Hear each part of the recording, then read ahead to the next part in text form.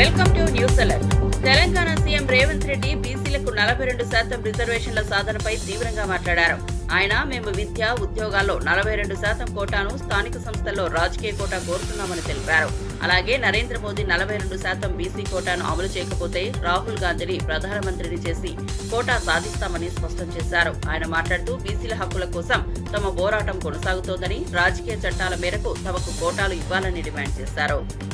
మేము విద్యా ఉపాధిలో అదేవిధంగా రాజకీయ రిజర్వేషన్ల 2 బిల్లులు పంపించినాం. 4 నెలలైన రాష్ట్రపతి ఆమోదించలేదు. కాబట్టి ఈ రోజు జంతర్ మంతర్ దగ్గర తెలంగాణ మంత్రివర్గం మొత్తం ఎంపీలు, ఎమ్మెల్సీలు, ఎమ్మెల్యేలు తెలంగాణ నలుమూలల నుంచి రిజర్వేషన్లకు అనుకూలమైన శక్తులందరూ ఈ రోజు జంతర్ మంతర్ లో ధర్నా చేస్తున్నారు. అయినా కేంద్ర ప్రభుత్వానికి కనువిప్పు కలగలేదు. అందుకే ఈ రోజు ఇక్కడనే కాదు, పార్లమెంట్ లో కూడా మల్లికార్జున ఖర్గే గారు, రాహుల్ గాంధీ నేతృత్వంలో ఖచ్చితంగా ధర్నా చేసి రిజర్వేషన్లను సాధిస్తాం. రిజర్వేషన్లకు వ్యతిరేకంగా ఉన్న భారతీయ జనతా పార్టీకి కఠినమైన గుణపాఠం చెప్పడానికి బలైన వర్గాలు, శక్తులు కలుపుకొని వాళ్ళ మీద పోరాటం చేస్తాం. తప్పకుండా 42% రిజర్వేషన్ సాధిస్తాము. నరేంద్ర మోడీ గారు ఇచ్చినా సరే ఇవ్వకపోతే నరేంద్ర మోడీ గారిని గద్దె నుంచి దించి రాహుల్ గాంధీ గారిని దేశానికి ప్రధానమంత్రిని చేసి 42% రిజర్వేషన్లు సాధించే వరకు కాంగ్రెస్ పార్టీ విశ్రమించబోతుంది. ఖచ్చితంగా రాష్ట్రపతిని మేము అపాయింట్మెంట్ అని చాలా రోజులైంది. ఇప్పటి వరకు రాష్ట్రపతి గారు మాకు అపాయింట్మెంట్ ఇవ్వలేదు. ఇది శోచనీయం. రాష్ట్రపతి గారు మాకు అపాయింట్మెంట్ ఇచ్చి మా సమస్యను విని పరిష్కరిస్తారని మేము ఆశిస్తున్నాము. ఒకవేళ రాష్ట్రపతి గారు మాకు అపాయింట్మెంట్ ఇవ్వలేదంటే ప్రధానమంత్రి గారు ఒత్తిడి ఉన్నది రాష్ట్రపతి గారి మీద మేము భావించవలసి వస్తుంది. నిన్న మొన్న అమిత్ షా గారు నరేంద్ర మోడీ గారు రాష్ట్రపతిని కలిసి ఆ సందర్భంగా వీరు ఏమైనా మా అపాయింట్మెంట్ ఇవ్వద్దని వారి మీద ఏమైనా ఒత్తిడి చేసిందేమో బలహీన వర్గాలందరూ కూడా ఆలోచించాల్సిన అవసరం ఉన్నది. ఏది ఏమైనా క్షేత్రస్థాయి నుంచి పార్లమెంట్ వరకు రిజర్వేషన్లు సాధించే వరకు మా పోరాటం. మోడీ గారి బీజేపీ మెడలు వంచి రిజర్వేషన్లు సాధిస్తాం. లేకపోతే మోడీ గారిని కుర్చీ మీద దించి రాహుల్ గాంధీ మేము రిజర్వేషన్లు సాధించుకుంటామని చెప్పి ఈ సందర్భంగా అందరికీ తెలియజేస్తున్నాం. డిప్యూటీ సీఎం బట్టి విక్రమార్క బీసీలకు 42% రిజర్వేషన్ల సాధనపై కట్టుబడి ఉన్నట్టు తెలిపారు. బీసీ బిల్లు సాధించి స్థానిక సంస్థల ఎన్నికల్లో అమలు చేస్తామని చెప్పారు. ఆయన విమర్శలు చేస్తూ కొంతమంది అవగాహన లేకుండా మాట్లాడుతున్నారని పేర్కొన్నారు. బీసీ రిజర్వేషన్ల కోసం పోరాటం చేసే ముందు వారు ఈ విషయంపై జాగ్రత్తగా ఉండాలని సూచించారు. బీసీల హక్కుల సాధన కోసం పూర్తి కట్టుబడితో పనిచేయాలని స్పష్టం చేశారు.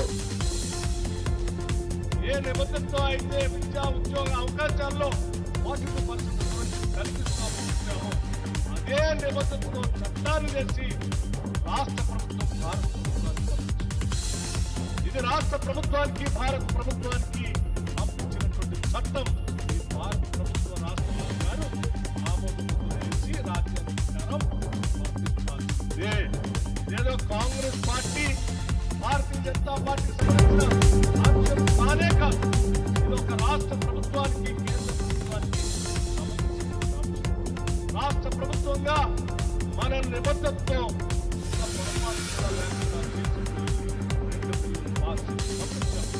2 బిల్లులు పాస్ చేసి పంపించడం ఒకటే కాదు.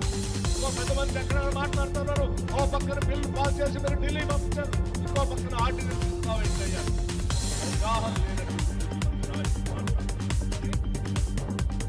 ఆర్డినెన్స్ కూడా రాష్ట్ర ముఖ్యమంత్రి గారు క్యాబినెట్ ఆలోచించి ఆనాటి టీఆర్ఎస్ ప్రభుత్వం స్థానిక సంస్థల ఎన్నికలు జరిగేటప్పుడు 50% మించకుండా ఉండేటట్టుగా స్థానిక సంస్థల పంచాయతీరాజ్ చట్టంలో ఒక క్యాప్ పెట్టింది. మనం ఇక్కడ 42% సాధించుకొని రాష్ట్రంలో బిల్లు తెచ్చుకోగానే ఆ క్యాప్ అడ్డం వస్తుంది. కాబట్టి దాన్ని కూడా అడ్డం లేకుండా చేయాలనేటువంటి ఆలోచనతోనే రాష్ట్ర ప్రభుత్వం ముఖ్యమంత్రి రేవంత్ రెడ్డి గారి నాయకత్వంలో క్యాబినెట్ ఒక నిర్ణయం తీసుకొని ఆర్డినెన్స్ చేసి గవర్నర్ గారికి పంపించింది. అంటే ఈ చట్టం రాగానే అక్కడ ఉన్న క్యాప్ కూడా అడ్డం తొలగేటట్టుగానే ఇప్పటికే నిర్ణయాలు చేసి రాష్ట్ర ప్రభుత్వం తన నిబద్ధతని చట్టపరంగా ఈరోజు చేసి చూపించిందని చెప్పడానికి నాకు ఎటువంటి సందేహం. ఈ చేసి చూపించినటువంటి చట్టం ఈరోజు భారత రాష్ట్రపతి నాయకురాలు ముర్ము గారి దగ్గర ఉన్నది. గౌరవ ముర్ము గారు కానీ లేకపోతే భారత రాష్ట్ర ప్రభుత్వం కానీ తప్పనిసరిగా వారికి కూడా ఈ రాష్ట్రంలోనే కాదు దేశంలో ఉన్నటువంటి బలహీన వర్గాలపై ప్రేమ ఉందనే మేము భావిస్తా ఉన్నాం, నమ్ముతున్నాం కూడా. తప్పనిసరిగా చట్టబద్ధంగా చేసిన ఈ చట్టాన్ని వాళ్ళు కూడా గౌరవించి వెంటనే దీనికి ఆమోద ముద్ర వేసి ఈ రాష్ట్రంలోనే కాదు దేశంలో ఉన్నటువంటి బీసీలకు కూడా మేము న్యాయం చేయడానికి సిద్ధంగానే ఉన్నామనేటువంటి ఒక సంకేతాన్ని వారు ఇస్తారనేటువంటి ఆశతోనే మేము ఉన్నాం. అందుకే ఈరోజు రాష్ట్ర ముఖ్యమంత్రి రేవంత్ రెడ్డి గారి నాయకత్వంలో యావత్ కేబినెట్ మొత్తం శాసనసభ్యులు, శాసన మండలి సభ్యులు, పార్లమెంట్ సభ్యులు, రాష్ట్రానికి సంబంధించిన మొత్తం కార్పొరేషన్ చైర్మన్లు, జిల్లా కాంగ్రెస్ కమిటీ అధ్యక్షులతో సహా ఇక్కడికి వచ్చి నేను ఒక ధర్నా కార్యక్రమాన్ని ఏర్పాటు చేయమంటే ఈ ధర్నా కార్యక్రమం ద్వారా ఈ ప్రభుత్వానికి గౌరవ రాష్ట్రపతి గారికి హరీష్ రావు కాళేశ్వరంపై కాంగ్రెస్ చేస్తున్న దుష్ప్రచారంపై స్పందించారు. కమిషన్ 665 పేజీలలో కొన్ని భాగాలను మాత్రమే బయటపెట్టి అబద్ధపు ప్రచారాలు చేస్తున్నారని ఆయన అన్నారు.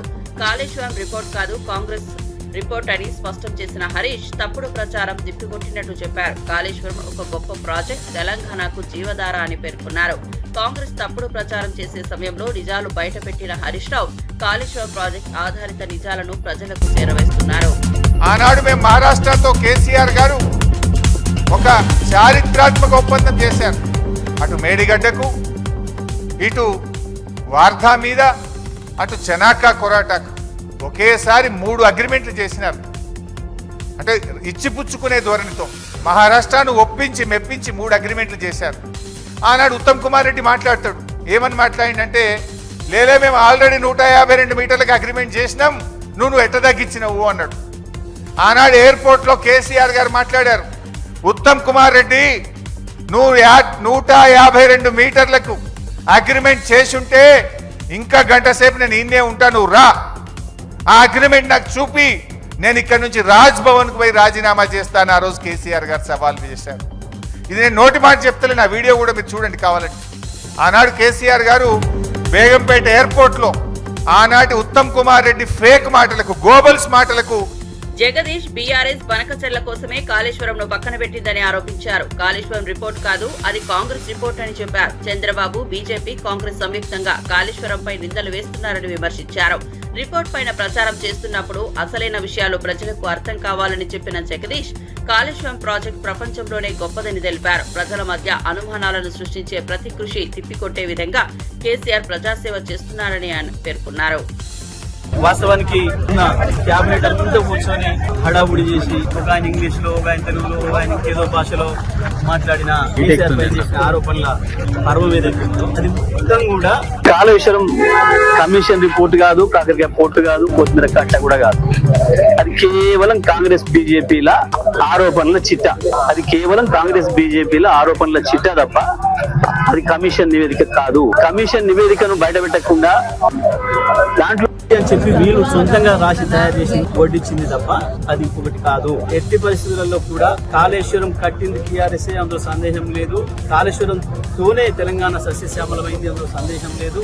కాళేశ్వరమే ఎప్పటికీ తెలంగాణకు జీవధార, అందులో సందేహం లేదు. ఈ 2-3 సంవత్సరాలు ఈ దుర్మార్గ కాంగ్రెస్ పాలన, బీజేపీ సమైక్య అందులో ఏజెంట్ల పాలన ఉన్నంత కాలం కొంత ఇబ్బంది పడతారేమో ప్రజలు, కానీ మళ్ళీ తప్పకుండా కేసీఆర్ వస్తారు, మళ్ళీ కాళేశ్వరమే మళ్ళీ మనను బతికిస్తుంది, అందులో సందేహం లేదు. దానికి వాళ్ళ సూర్యాపేట తుంగతుర్తి ఈ తాలూకాలే ఉదాహరణ. కాళేశ్వరం మొట్టమొదటి నీళ్లను తాగింది ఈ భూములు, ఈ సూర్యాపేట జిల్లా భూములు. మొట్టమొదటి ఫలితాన్ని తీసుకుంది కూడా సూర్యాపేట జిల్లా భూములే. తప్పకుండా ఈ ప్రాంత ప్రజలు పెద్ద ఎత్తున దానిపైన పోరాటానికి సిద్ధమవుతున్నారు.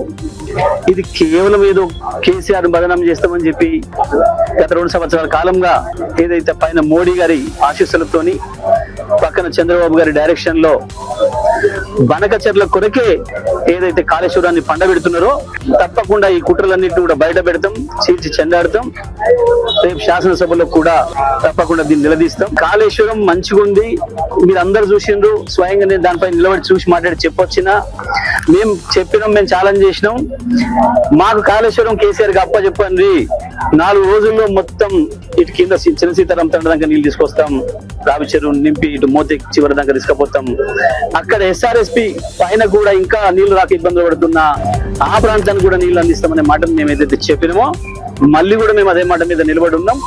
ఎట్టి పరిస్థితుల్లో కూడా కాళేశ్వరంకి ఇక్కడ చిన్న నష్టం కాలే. కాళేశ్వరం నివేదిక పేరు మీద ఇవాళ కాంగ్రెస్ పార్టీ ప్రభుత్వం చేస్తున్నది మోసపూరిత ప్రచారం తప్ప అది ఇంకొకటి కాదు.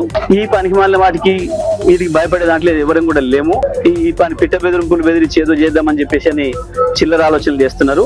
స్థానిక సంస్థల ఎన్నికలు వస్తున్నాయి, మళ్ళొక్కసారి దాంట్లో నుంచి బయటపడడం కొరకు మాత్రమే చేస్తున్న ఈ చిల్లర ప్రయత్నం డైవర్షన్ పాలిటిక్స్ తప్ప ఇంకొకటి కావు. కేసీఆర్ గారిని బదనం చేయాలి, కుట్ర చేసి రకరకాల నిందలేయాలి, ఈ ప్రచారాన్ని రోజు పేపర్లలో రాయించుకోవాలి, దాంతో తెలంగాణ ప్రజల్ని మళ్ళొకసారి మోసం చేయాలనే ప్రయత్నంలో భాగంగా చేస్తున్న చిల్లర చేస్తే తప్ప ఇది ఇంకోటి కాదు. అది కాళేశ్వరం నివేదిక కానీ కాదు, అది అందులో సందేహం లేదు. బీసీ రిజర్వేషన్ల విషయంలో కాంగ్రెస్ పార్టీ ఇప్పటికీ కూడా మోసం చేసే ప్రయత్నంలోనే ఉంది. కామారెడ్డి డిక్లరేషన్ ఇచ్చి ఈ రాష్ట్రంలో ఉండే బీసీ ప్రజల ఓటును వేయించుకొని మోసం చేసి ఇవాళ తప్పించుకొని ముఖం లెక్క డ్రామాలు చేసి జంతర్ మంతర్ దగ్గర జంతర్ మంతర్ వేషాలు వేస్తున్నారు వీళ్ళు. ఇవన్నీ కూడా ప్రజల్ని మోసం చేసే ప్రక్రియ తప్ప ఇంకొకటి కాదు. 420 హామీలు ఇచ్చి అన్ని రకాల మోసం చేశారు ప్రజల్ని. నిరుద్యోగ యువతిని మోసం చేశారు, ఉద్యోగాల విషయంలో విద్యార్థుల్ని 5 లక్షలు ఇస్తామని స్కూటీలు ఇస్తామని మోసం చేశారు, 2,500 ఇస్తామని మహిళల్ని మోసం చేశారు, 2 లక్షల రుణమాఫీ రైతుల్ని మోసం చేశారు, నెలకి 2,500 ఇస్తామని మహిళల్ని మోసం చేశారు, 15,000 ఇస్తామని చెప్పి రైతుల్ని. ఇందిరాగాంధీ పేరు చెప్పుకుని అధికారంలోకి వచ్చిన రేవంత్ రెడ్డికి మహిళలకు గౌరవం ఇవ్వడం తెలియదు అని మాజీ మంత్రి విమర్శించారు. మహిళలకు ప్రోటోకాల్ ప్రకారం ప్రభుత్వ మీటింగ్స్ లో రక్షణ ఇవ్వమని అడిగితే కాంగ్రెస్ ప్రభుత్వానికి సోయలేదని అన్నారు. రేవంత్ రెడ్డి ప్రభుత్వానికి మహిళలకు ప్రాథమిక రక్షణ కూడా అవసరం లేదని, ఈ అంశంపై మహిళా హక్కుల రక్షణపై ప్రభుత్వ చర్యలు ఉండాల్సిన అవసరం ఉందని వ్యాఖ్యానించారు. రేవంత్ రెడ్డి గారి పాలనకు ఒక మచ్చుతునుగా మొన్ననే పత్రికల్లో వచ్చింది. రేవంత్ రెడ్డి గారి పాలన అంటే ఇందిరమ్మ రాజ్యం, ఇందిరమ్మ పాలన, ప్రజా పాలన అని చాలా గొప్పగా చెప్తారు. దానికి ఒక మహిళను ఇందిరాగాంధీ గారిని ముందు పెడతారు. ఆ పేరును వాడుకొని అధికారంలోకి వచ్చిన రేవంత్ రెడ్డి గారిని మాత్రం మహిళల్ని గౌరవించాలన్న ఇంగిత జ్ఞానం, మహిళల్ని గౌరవంగా చూసుకోమంటే మేమేం నిన్ను మమ్మల్ని పీటలేసి కూర్చోబెట్టమనట్లేదు. మాకుండే ప్రోటోకాల్ ప్రకారం వారికి ఉండే హక్కు అది. మరి దాన్ని మాత్రమే కాపాడమని, దానికి మాత్రమే రక్షణ ఇవ్వమనంటే అక్కడ కూడా సోయలేదు. ఒకవైపు మహిళ పేరు చెప్పి అధికారంలోకి వస్తారు, ఆమె పేరు మీద పాలన సాగుతుంది అని చెప్తారు, కానీ ఇక్కడేమో మహిళలకు రక్షణ లేదు. మహిళలకే కాదు, రాష్ట్రంలో బీఆర్ఎస్ పార్టీ శాసనసభ్యులు ఎక్కడున్నా కూడా ఇదే తీరును అవలంబిస్తున్నారు. ఇన్ని రోజులు మీరు కొత్తగా వచ్చిరు, ఏదో కొత్తగా పెత్తనం వచ్చింది 4 రోజులు మరి మేము సహించాం, కానీ రాబోయే రోజుల్లో ఇలాంటి ఘటనలు పునరావృతమైతే తప్పకుండా అక్కడ దానికి బాధ్యులైన కాంగ్రెస్ పార్టీ నాయకులు కావచ్చు, ప్రజాప్రతినిధులు కావచ్చు, వారికి సరైన రీతిలో బుద్ధి చెప్పే విధంగా మేము తప్పకుండా బీఆర్ఎస్ పార్టీ మేము పనిచేస్తామని చెప్పి నేను ఈ సందర్భంగా తెలియజేస్తా ఉన్నాను. మరి నేను ఇందాక అన్నట్టు ఇందిరమ్మ అధికారంలోకి రాగానే ఇందిరమ్మ ఇండ్లు అన్నారు. ఇందిరమ్మ ఇండ్లు పూర్తి అయినట్టు రేషన్ కార్డులకు పోయింది, కానీ ఇందిరమ్మ ఇండ్ల గతి ఏందో నిన్ననే పేపర్లలో వచ్చింది. ఈ రాష్ట్రంలో 4 లక్షల ఇండ్లు ఇస్తున్నాం, ప్రతి నియోజకవర్గానికి 3,500 ఇండ్లు ఇస్తున్నాం. ఎవరైనా పరపతి ఉండి కొంచెం పెద్ద నోరు ఉంటే వాళ్ళకి కొంచెం ఎక్కించుకున్నారు. ఇదంతా పేపర్ల మీదే చూస్తాం, కానీ మొన్నటి వరకు వాళ్ళు పూర్తి చేసిన ఇండ్ల సంఖ్య 2 మాత్రమే. 2వ గృహ ప్రవేశం అయిందని చెప్పింది. అంటే 4 లక్షల ఇండ్లు 20. దేశంలో అన్ని వ్యవస్థలను భ్రష్టు పట్టించిన కాంగ్రెస్ పార్టీకి వ్యవస్థల గురించి మాట్లాడే నైతిక హక్కు లేదు అని శాసనమండలి ప్రతిపక్ష నేత మధుసూదనాచారి అన్నారు. కమిషన్ రిపోర్టులో తమకు ఇష్టం వచ్చిన అంశాలను మాత్రమే లీక్ చేశారని ఆయన అన్నారు. ఆయన కాంగ్రెస్, బీజేపీ, ఇతర పార్టీలు తమ స్వార్థాల కోసం కమిషన్ ఆధారిత దుష్ప్రచారం చేస్తున్నారని విమర్శించారు. వారు ప్రతిపాదించిన మార్గాలు ప్రజల ప్రయోజనాలకు విరుద్ధమని, నిజమైన పనిని ప్రజలు తెలుసుకోవాలని చెప్పారు. బీఆర్ఎస్ పార్టీకి వ్యవస్థలపై నమ్మకం లేదన్నటువంటి ఉత్తమ్ కుమార్ రెడ్డి గారు ఉత్తమ మాటలను తీవ్రంగా గర్హిస్తూ ఉన్నాం, ఖండిస్తూ ఉన్నాం. అసలు కాంగ్రెస్ పార్టీ ఇటువంటి వ్యాఖ్యానం చేసేటువంటి నైతిక అర్హత లేని పార్టీ ఈ దేశంలో ఏదైనా ఉంది అంటే అది కాంగ్రెస్ పార్టీ మాత్రమే. అవసరార్థం రంకు బొంకు మాటలు మాట్లాడడం, సమాజ హితాన్ని కాంక్షించి పని చేయాల్సినటువంటి దానికి భిన్నంగా పనిచేయడం అనేది కాంగ్రెస్ పార్టీ నైజం. ఎంత అద్భుతమైనటువంటి పార్టీ బీఆర్ఎస్ పార్టీ, ఎంత నిబద్ధత, నిజాయితీ, ప్రజల పట్ల ప్రేమాభిమానాలు ఉన్నటువంటి పార్టీ బీఆర్ఎస్ పార్టీ. ఒక్కసారి తెలంగాణ ఉద్యమ ప్రస్థానాన్ని కనుక గమనిస్తే 2001 సంవత్సరంలో బీఆర్ఎస్ పార్టీ స్థాపించింది మొదలు 2014 వరకు తెలంగాణ సాధించేంత వరకు కూడా ఈ దేశంలో బీసీ రిజర్వేషన్ బిల్లును ఆపడం దారుణమని, బీసీల పట్ల బీజేపీకి చిత్తశుద్ధి లేదని మంత్రివర్యులు కోమటిరెడ్డి వెంకటరెడ్డి అన్నారు. బీసీ రిజర్వేషన్ సాధించేందుకు ఎప్పటికైనా కట్టుబడి ఉంటామని స్పష్టం చేశారు. బీసీల హక్కుల కోసం పోరాటం చేసే మార్గాలు అవసరమని ఆయన చెప్పారు. బీసీ రిజర్వేషన్ల సాధన కోసం చేపట్టిన పోరాటం నిలబడాలని, ప్రతిపక్షాలు తమ ప్రయోజనాలను త్యజించి ప్రజల ప్రయోజనాల్ని సాధించాలని అన్నారు. మేము క్యాబినెట్లో నిర్ణయం తీసుకొని అందరి శాసనసభ్యుల పార్లమెంట్ సభ్యుల మద్దతుతోని మంచి నిర్ణయం తీసుకొని ఇవాళ కేంద్ర గవర్నర్ గారు పంపిస్తే 42% వారి జనాభా ప్రకారం వారికి కావాల్సిన రిజర్వేషన్ల విషయంలో ఆపడం ఇంతకంటే ఘోరమైనది ఎక్కడ కూడా చూడలేని పరిస్థితి. ఈరోజు 1,00,000 మంది ఎనిమిదేటర్లు పెట్టి శాస్త్రీయంగా ఏ రాష్ట్రంలో చేయని విధంగా తొలి రాష్ట్రంగా ఇలా తెలంగాణ చరిత్రలో నిలిచిపోయింది. ఇక్కడ ఉన్న ఎన్డీఏ పాలకులు కానీ రాష్ట్రంలో ఉన్న బీజేపీ ఇక్కడ దాన్ని ఆపేస్తాం. అందుకనే మనము ఈరోజు అగ్రకులానికి చెందిన ముఖ్యమంత్రి అయినా మంత్రులున్నా అందరం కూడా ఉండి ఈరోజు ఒక్కటే మాటపై ఉన్నాం. ఒక్కటే మాటపై కట్టుబడి బీసీలకు న్యాయం చేయాలి. బీసీలను వాళ్ళు వెనుకబడ్డ వాళ్ళు కాదు, వెనుక పడేసిన వాళ్ళు కాబట్టి న్యాయం చేయాలన్నదే లక్ష్యంగా పనిచేస్తామని మీ అందరు కూడా వచ్చిన వారికి మీ అందరికి కూడా ధన్యవాదాలు తెలియజేస్తూ మీ ఎమ్మడి మేము ఉంటాం. అందరం కలిసి న్యాయమైన కోరికను సాధిస్తున్నామని తెలియజేసుకుంటాం. బీసీ రిజర్వేషన్ అన్ని రాష్ట్రాల్లో అమలు చేయాలని మాజీ ఎంపీ వి హనుమంతరావు పేర్కొన్నారు. వెనుకబడిన వర్గాలకు చేయూత కల్పించేందుకు బీసీ రిజర్వేషన్ కీలకమైందని అన్నారు. కేవలం కొన్ని రాష్ట్రాల్లో మాత్రమే ఇది అమలు కావడం సరైంది కాదు అని ఆయన అభిప్రాయపెట్టినట్లయితే అన్ని రాష్ట్రాల్లో బీసీ రిజర్వేషన్ అమలు చేయడమే సమర్థమైన మార్గమని చెప్పారు. ఢిల్లీలో అప్పుడే అంటున్నారు హనుమంతరావు సాబ్ ఇతనా బడా మీటింగ్ లగా దియా బీసీ కా అంటే మేమన్నా బీసీ కే పాస్ దమ్ హై. राहुल गांधी इसके पीछे है और हमारा रेवंत रेड्डी अमल करा, 42% रिजर्वेशन अमल करा. उसी वजह से ये देश भर में होना चाहिए.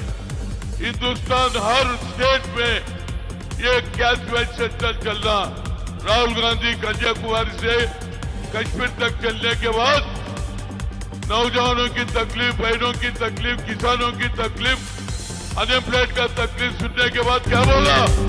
We come to the power, will conduct cash watch centre. उतना ही नहीं बोला, जितना हिस्सेदारी उतनी भागीदारी बोला. जितना हिस्सेदारी उनको बराबर हक मिलना चाहिए बोला. तो इसी वजह से इतना अच्छा मीटिंग हो रहा. और मैं पेरे गुजारिश है मित्रुलारा వెనుక చాలా మంది ఉన్నారా భయ్, అందరు ముందుకు రండి.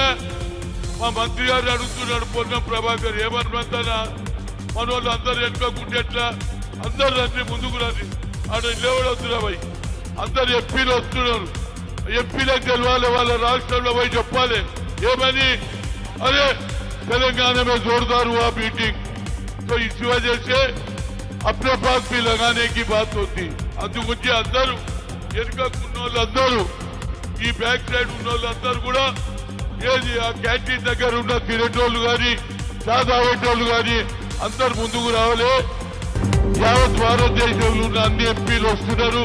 ముఖ్యంగా సెక్యులర్ సిద్ధాంతాన్ని నమ్ముతున్నటువంటి ఇండియా కూటమి పార్లమెంట్ మెంబర్స్ వస్తున్నారు. కాబట్టి మన సంఖ్య ఎంతో చూస్తే వాళ్ళు మహారాష్ట్రలో పోయి, వాళ్ళు గుజరాత్ లో పోయి, వాళ్ళు మధ్యప్రదేశ్ లో పోయి బీసీ బిడ్డలు అడుక్కోవాలా? బీజేపీకి సిగ్గుందా అని ఎమ్మెల్సీ విజయశాంతి ప్రశ్నించారు. బీసీ రిజర్వేషన్ పై తాము ఎప్పటికైనా పోరాటం చేస్తామని తెలిపారు. బీసీ రిజర్వేషన్ల సాధన కోసం ఆమె మరియు ఇతర పార్టీ నాయకులు ఏ ప్రతిపక్షం ద్వారా పోరాటం చేస్తున్నారో అర్థం చేసుకోవాలన్నారు. బీసీ రిజర్వేషన్లపై ప్రత్యేక శ్రద్ధను ప్రయోగించడమే ప్రజలపై జరుగుతున్న అన్యాయాలను అడ్డుకోవడమేనని విజయశాంతి అన్నారు. భారతదేశంలో అత్యధిక జనాభా దాంట్లో అత్యధికంగా ఉన్నది మన బీసీ బిడ్డలే. అలాంటి బీసీ బిడ్డలు ఇవాళ నడి రోడ్డు మీదకి వచ్చి మా 42% బీసీ రిజర్వేషన్ చెయ్యండి అని మోడీ గారిని అడుగుతున్నారు. బీజేపీకి సిగ్గుందా అని అడుగుతున్నాను నేను. బీసీ బిడ్డలంటే అడుక్కోవాలా? ఇవ్వరా? న్యాయం చేయరా? అంటే మా శ్రమని దోచుకుంటారు, మా ఓట్లు గుంజుకుంటారు. కానీ పార్లమెంట్ లో బీసీ బిల్లు పెట్టి పాస్ చేయమంటే వెనకడుగు వేస్తారు.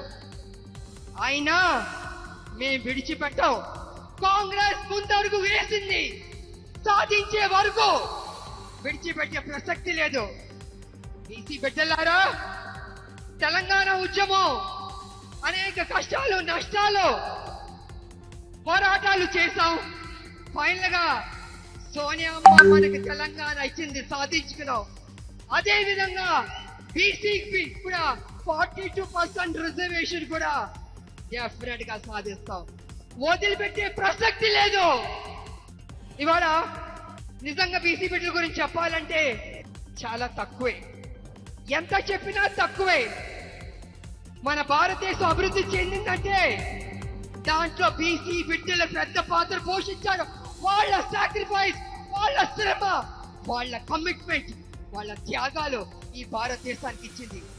చేతి వృత్తుల కోసం ఎంతో కష్టపడ్డారు. చేతి వృత్తులు చేసుకుని ఎంతో సంతోషంగా బతికేవారు. బీసీలకు 42% రిజర్వేషన్లు, ముస్లింలకు 10% రిజర్వేషన్లు ఎందుకు అని గోషామహల్ ఎమ్మెల్యే రాజాసింగ్ ప్రశ్నించారు.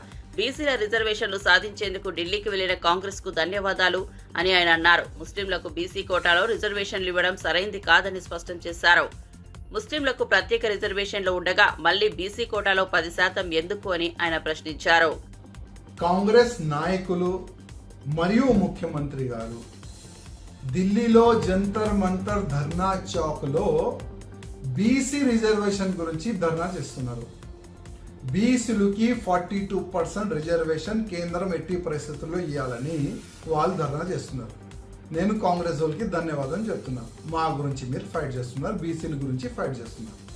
కానీ అదే 42%లో ముస్లిం వాళ్ళకి 10% ఎందుకు ఇస్తున్నారు రిజర్వేషన్ అడుగుతున్నా. ముస్లిం వాళ్ళు బీసీయా? ముస్లిం అంటే మైనారిటీ కదా. ఆల్రెడీ తెలంగాణలో మైనారిటీకి చాలా బెనిఫిట్ ఇస్తున్నారు కదా, మైనారిటీ రిజర్వేషన్ కూడా ఉన్నది కదా. మళ్ళా మా బీసీ కోటాలో వాళ్ళకి 10% ఎందుకు ఇవాళ మేము అడుగుతున్నాం. ఆల్రెడీ కేంద్రం 28% బీసీ రిజర్వేషన్ ఇస్తుంది, మీరు ఇచ్చేది ఏంది 5% కదా. మళ్ళా ఈ ఈ యుద్ధం ఎందుకు మా బీసీ కోటాలో 10% ముస్లిం వాళ్ళకి ఇస్తున్నారు మీరు. ఇవాళ బండి సంజయ్ గారు ఒక స్టేట్మెంట్ చూస్తున్నా. మీరు వాస్తవం బీసీల గురించే మీరు ఫైట్ చేయండి. 42% మేము బీసీలకి ఇస్తాము, 10% ముస్లిం వాళ్ళకి ఇయ్యమని మీరు ఫైట్ చేస్తే మేము కూడా సహకారం చేస్తాం కదా అని ఒక కేంద్ర మంత్రి, చిన్న వ్యక్తి కాదు, ఒక కేంద్ర మంత్రి అన్నాడు కదా. మీరు వన్ సైడ్గా బీసీల గురించి ఫైట్ చేయండి, మేము కూడా సహకారం చేస్తామని కేంద్ర మంత్రి అన్నాడు కదా. మీరు డిక్లరేషన్ చేయండి. ఢిల్లీలో ఇవాళ నేషనల్ మీడియా, మన తెలంగాణ మీడియా కూడా ఉన్నది కదా. మేము ముస్లిం వాళ్ళకి 10% రిజర్వేషన్ బీసీ కోటా నుంచి ఇయ్యము, టోటల్ 42% బీసీలకి ఇస్తామని ఒక స్టేట్మెంట్ ఇవ్వండి. అప్పుడు మేము కూడా ఇమీడియట్గా మేము కూడా ఢిల్లీ వస్తాం, మీ ఎంబడే మేము కూడా ధర్నా చౌక్లో కూర్చుంటాం. కానీ మా 42% అంటే 42% బీసీలకి రిజర్వేషన్ ఇస్తానని మీరు డిక్లరేషన్ చేసిన తర్వాత చాలా హ్యాపీ ఫీల్ అయినారు అందరు బీసీ వాళ్ళు. కానీ దాంట్లోనే 10% ముస్లిం వాళ్ళకి ఇస్తారని మీరు డిక్లరేషన్ చేస్తారు కదా, అది తప్పు పని చేస్తారు. మా రేవంత్ రెడ్డి ముఖ్యమంత్రి గారికి రిక్వెస్ట్ చేస్తున్నా, మా బీసీ కోటా 42% మీరు ఇస్తున్నారు కదా, మంచిదే, ఫైట్ చేయండి దాని గురించి. కానీ దాంట్లోకి 10% ముస్లిం వాళ్ళకి ఇస్తున్నాడు, అది మేము ఎట్టి పరిస్థితుల్లో యాక్సెప్ట్ చేయము. మీరు మా బీసీల గురించి ఫైట్ చేయడానికి ఢిల్లీ పోయినారా? లేక ఆ ముస్లిం వాళ్ళకి 10% బీసీ రిజర్వేషన్ ఇస్తాం దాని గురించి మీరు ఫైట్ చేస్తున్నారా? దాన్ని కూడా మీరు డిక్లరేషన్ చేయండి, క్లారిటీ ఇవ్వండి. జనాలు మా బీసీలు కొద్దిగా అయోమయంలో ఉన్నారు. అసలు ఈ బీసీ రిజర్వేషన్ దేని గురించి చేస్తున్నారు, దేని గురించి ఫైట్ చేస్తున్నారు, కొద్ది అది డిక్లరేషన్ చేస్తే చాలా బాగుంటుందని మా రేవంత్ రెడ్డి గారికి నా ఒక నివేదిక. నేను ప్రమోట్ చేసింది గేమింగ్ యాప్స్ కాదు, లీగల్ యాప్స్ మాత్రమేనని స్టార్ హీరో విజయ్ దేవరకొండ చెప్పారు. ఈడీకి అన్ని వివరాలు ఇచ్చానని ఆయన స్పష్టం చేశారు. నాకు ప్రమోట్ చేసిన యాప్స్ బెట్టింగ్ యాప్స్ కాదని అన్నారు. మీడియా మరియు ప్రజలు సరైన సమాచారం ఆధారంగా నిర్ణయాలు తీసుకోవాలని ఆయన సూచించారు. ప్రింట్ మీడియా, ఎలక్ట్రానిక్ ప్రింట్, ముందుగా మీ అందరిని ఒక అడుగుతా, అది నా గురించి మీరు చేయాలి. ఇప్పుడు మీ ఛానళ్ళల్లో హెడ్లైన్స్ స్క్రోలింగ్లో ఇల్లీగల్ బెట్టింగ్ యాప్స్లో నాకు పిలిచారని స్క్రోలింగ్ నడుస్తుంటుంది, హెడ్లైన్స్ నడుస్తుంటుంది నాకు తెలుసు. కానీ ఫస్ట్ దాన్ని గేమింగ్ యాప్స్ క్లారిఫికేషన్ గురించి విజయ్ దేవరకొండ అని పిలిచారు అని ఫస్ట్ ఆ హెడ్లైన్ మీరు నా గురించి మార్చాలి. ఎందుకంటే బెట్టింగ్ యాప్స్ ఇన్వెస్టిగేషన్ తప్పకుండా నడుస్తుంది. కానీ మనని పిలిచింది వాళ్ళకు కూడా తెలియదు మన పేరు ఎందుకు వచ్చిందో. బట్ మన పేరు వచ్చినందుకు వాళ్ళు వెరిఫికేషన్ చేసుకొని వాళ్ళ డెలిజెన్స్ తీసుకోవాలి. మనం చేసింది గేమింగ్ యాప్స్కి ఎండోర్స్మెంట్. గేమింగ్ యాప్కి బెట్టింగ్ యాప్కి అసలు సంబంధమే లేదు. గేమింగ్ యాప్స్ అనేటివి completely legal, recognized by the government, licensed as a business. వాళ్ళకి జిఎస్టీలు, టీడీఎస్లు, కంపెనీలు, it's fully registered, recognized by Supreme Court and various state governments. అది గేమింగ్ యాప్. అటువంటిది A23.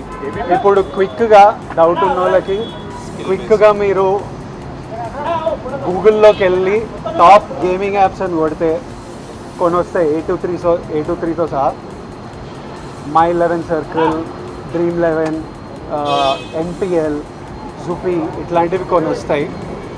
ఇవన్నీ రిజిస్టర్డ్ గేమింగ్ యాప్స్. ఇవన్నీ మన ఇండియన్ క్రికెట్ టీమ్కి స్పాన్సర్, మన ఇండియన్ ఒలింపిక్స్ టీమ్కి స్పాన్సర్, మన ఇండియా విమెన్స్ క్రికెట్ టీమ్కి స్పాన్సర్, ఐపీఎల్కి, ఎన్పిఎల్ ఒకదానికి అఫీషియల్ స్పాన్సరు, వేరియస్ కబడ్డీ లీగ్కి, వాలీబాల్ లీగ్కి అన్నిటికీ వీళ్ళు స్పాన్సర్ చేస్తారు. ఎందుకంటే these are completely legal entities.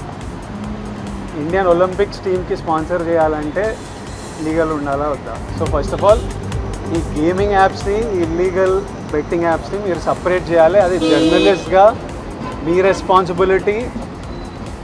నా మీద మీకు ఆ రెస్పాన్సిబిలిటీ ఉండాలని కోరుకున్నా. కానీ మన పేరు వచ్చింది కాబట్టి కొన్ని క్లారిఫికేషన్స్ అడిగారు. ఆ clarification account details, transaction details ఏంటి ఆ కంపెనీ అవన్నీ పంపించేసినాము. ఇంతటితో సమాప్తం. Thank you.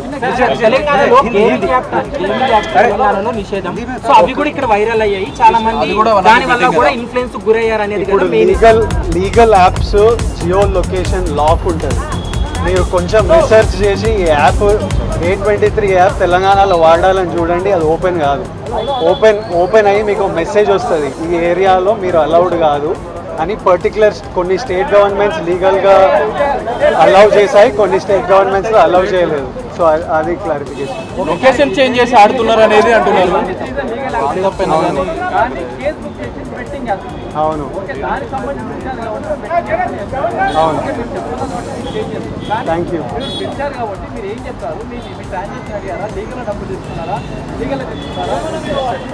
అసలు వాళ్ళకి మీకు చెప్పింది వాళ్ళకి చెప్పడం జరిగింది. వాళ్ళ డెలిజెన్స్ ప్రకారం contracts, app details, agency details, financial details అన్నీ తీసుకుంటారు. అవి తీసుకున్నారు. దాంతో they are very satisfied. If anything else you will get to know. మీ అందరికీ ఫ్యూచర్లో తెలుస్తుంది. Thank you guys.